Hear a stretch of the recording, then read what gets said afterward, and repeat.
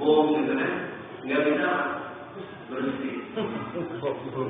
Nggak bisa, begitu juga orang kafir kan tahu innamal musyrikuna najas, orang musyrik itu najis, makanya tidak bisa bersih dicuci dalam api neraka, makanya itu tempatnya selama walaupun banyak perbuatan baik. Jadi maksudnya sedikit iman itu tauhid intinya. Kemudian orang yang melakukan kemusyrikan walaupun belum tegak hujjah disebut orang musyrik, berarti kata itu ibu Rasulullah bapaknya juga musyrik itu. Ya memang. Di dalam hadis Sahih Muslim, Rasulullah ditanya oleh seorang sahabat tentang bapaknya yang meninggal dunia zaman jahiliyah banyak berbuat baik. Kata Rasulullah, Abu Kafinas, bapakmu di neraka. Orang itu ketika disebut bapaknya di neraka wajahnya merah. Pergi berbalik dipanggil oleh Rasulullah untuk menenangkan. Kata Rasul, Inna abi wa abaka inna.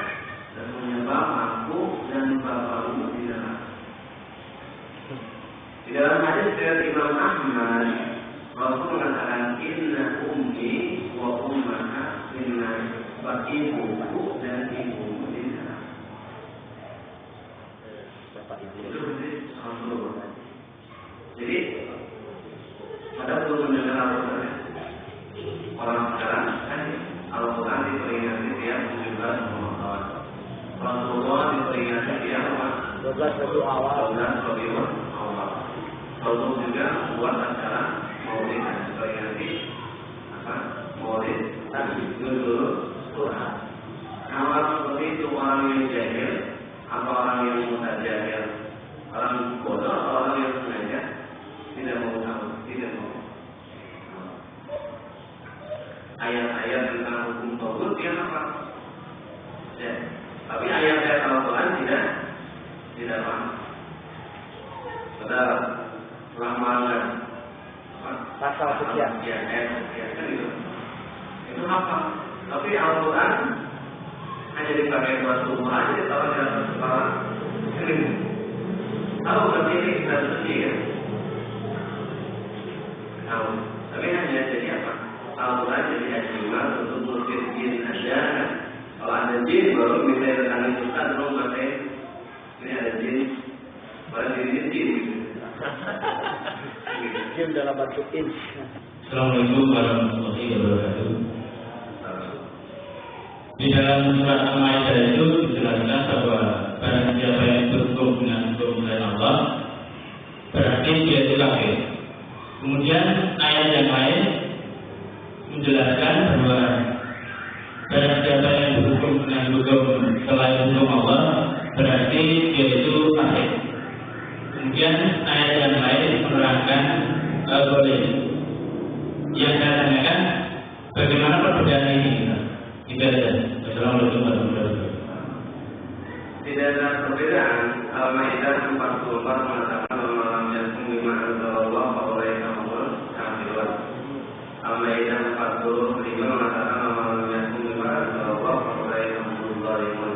Al-Maidah 47 mengatakan malam yang lima Allah faulaika humul kafirun. Ini ayat ini semua tidak bertentangan. Ayat ini semua ponis kepada orang yang sama. Ini ponis kepada orang yang berpaling dari hukum Allah malah memperlakukan hukum buatan. Ini kan sebab tentang orang Yahudi yang berpaling dari hukum raja malah mereka memperlakukan hukum buatan, membuat undang-undang baru yang diberlakukan di apa? Zina, oleh wajahnya hitam, terus dipukuli di atas keledai di atas keliling kampung. Turun ayat tadi. Kafir, mereka kafir. Emang apa? Kafir. Terus zalim. Karena zalim di sini zalim akbar itu kekafiran. Darinya surat Al-Baqarah wal kafiruna humuz zalimun. Orang-orang kafir itulah orang-orang yang zalim. Ya zalim orang kafir. Kenapa zalim? Zalim dia makhluk Allah, tidak di bumi Allah yang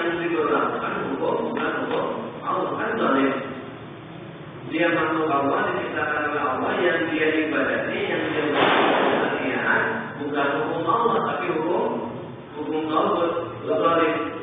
Dia musyrik juga, karena dalam surat Luqman Allah mengatakan inna syirka lazulmun adzim. Syirik itu kezaliman yang besar. Jadi mereka kafir dan kafir itu zalim juga. Wal kafiruna humuz zalimun. Terus fasik, arti fasik itu keluar dari ajaran Allah, dan fasik di sini fasik besar, yaitu kafir. Sebagaimana surah Al-Kahfi Allah mengatakan tentang iblis. Iblis, fasiknya fasik apa? Fasik akbar atau fasik yang kafir? Kafir kan? Iblis. Allah mengatakan tentang iblis bahwa iblis fasik.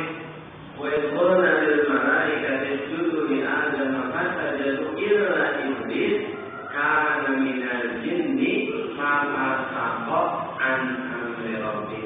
Dan ingatlah tatkala kami mengatakan kepada malaikat, sujudlah kalian kepada Adam, semua sujud kecuali iblis.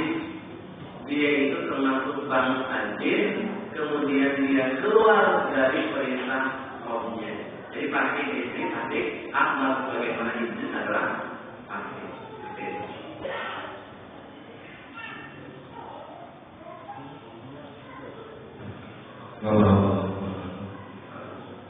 Mengenai sholat di belakang orang kita, selama ini kan kita hanya tahu mereka muslim, bisa artinya mungkin ada kita mungkin itu menyikapi hal itu. Kemudian apakah kita menunggu melihat kekafirannya berlebihan atau tidak gitu. Dan masalah sholat kita juga, dan kita baru tahu mungkin di sekitar kita adanya sholat kayaknya itu ada yang pakai amalan. Nah itu seperti apa? Ya, kalau kita tahu dia itu jelas kekafirannya, jadi bukan kekafiran yang sama. Kalau yang lain bukan tadi kan ada rinciannya. Tapi yang jelas kekafiran yang kemudian kita melihat orang ini tadi dia penegak hukum atau pembuat hukum, itu kan kekafirannya nyata. Atau dia dukun, atau dia buat rumah, kajian atau menghina Quran. Dan kalau kita tahu orang ini melakukan kekafiran yang nyata, terus dia menjadi imam, kita tidak boleh bermakmum kepadanya. Karena Allah mengatakan dalam surat Al-Nisa 141, wa la yaj'alallahu lil kafirina 'alal mu'minina sabila. Allah tidak akan menjadikan jalan bagi orang kafir untuk menguasai orang mukmin. Ayat ini memiliki dua makna. Yang pertama, larangan menjadikan orang kafir sebagai pemimpin, baik dalam pemimpin dunia maupun dalam pemimpin urusan din yang kaitan dengan ibadah makhluk. Sebagaimana kita tidak boleh menjadikan dia sebagai pemimpin urusan dunia, menjadikan dia sebagai pemimpin amir dalam urusan dunia. Kita memberikan mayoritas kepada dia. Begitu juga dalam urusan ibadah makhluk, tidak boleh menjadikan dia sebagai pemimpin imam sholat. Karena orang kafir itu sholatnya tidak sah. Kalau kita tahu imamnya orang kafir, orang murtad, berarti kita tahu dia itu sholatnya tidak sah. Sedangkan sholat di belakang makmum yang kita tahu imam tersebut kentut, terus kita bermakmum kepadanya, ada sholatnya. Imamnya kentut, tahu pasti komat dia kentut. Terus jadi imam mau kan bermakmum kepada dia?